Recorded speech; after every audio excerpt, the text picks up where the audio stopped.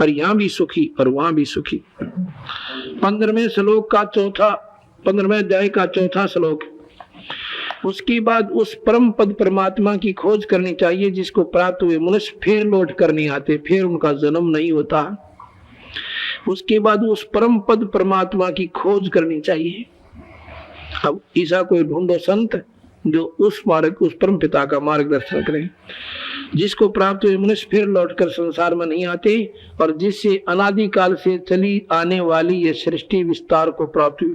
को देते हैं ये सृष्टि रचना दो मैंने प्राणों की सुनाई, ये तो काल निरंजन बार बार रचना इसको, लेकिन अनादिकाल से चली हुई सृष्टि का जो संचालक है, अनादिकाल से चली आने वाली ये सृष्टि विस्तार को प्राप्त हुई उस आदि पुरुष परमात्मा के शरण में मैं हूँ, ऐसा विचार करते हुए और उस परमात्मा में लीन हो जाना चाहिए।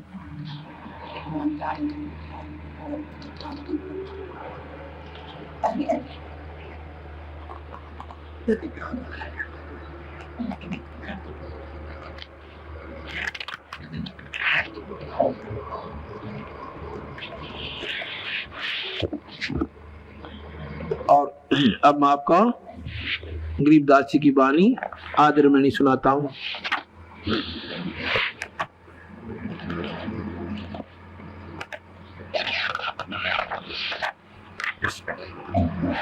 जब तक हम अपने गरीबदास महाराज का कबीर साहब की वाणी से पूर्ण रूप से नहीं होंगे